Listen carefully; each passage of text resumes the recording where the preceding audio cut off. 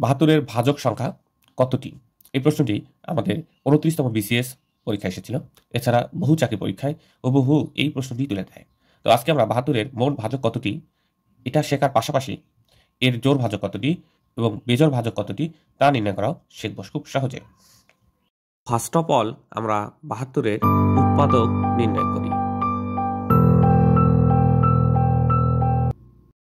এখানে ২ আছে ৩টি, তাহলে ২-এর উপর পাওয়ার ৩ দিলাম, আর ৩ আছে ২টি, এই জন্য ৩-এর উপর পাওয়ার ২ দিলাম। এই দুটিকে মাল্টিপ্লাই করলে 72 হবে। এখন টোটাল যদি আমরা ভাজক নির্ণয় করতে যাই তাহলে পাওয়ার যতটা থাকবে তার থেকে ১ বেশি লিখব। এখানে ২-এর পাওয়ার ৩ই ছিল, ১ বেশি করে লিখলাম ৪, গুণুন ৩-এর পাওয়ার আছে ২, ১ বেশি লিখলে হবে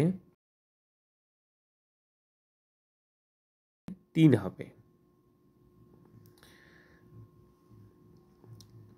এখন এই দুটো আমরা যদি মাল্টিপ্লাই করে দেই তাহলে আমরা টোটাল ভাজক পাবো। এই যে টোটাল ভাজক ৭২-এর ১২টি। এতটুকু প্রশ্নই শুধু এসেছিল বিসিএসে।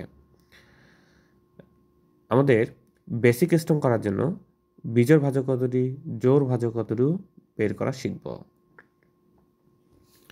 এখন এই ১২টির মধ্যে ফার্স্ট আমাদের নির্ণয় করতে হবে বেজোড় ভাজক।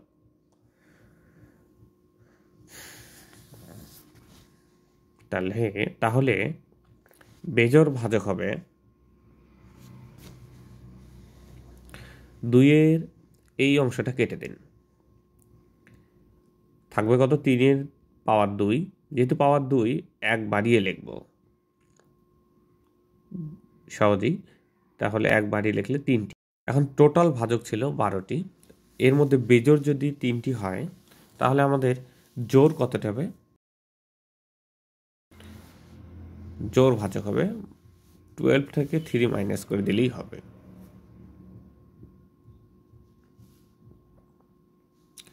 Thanks for watching.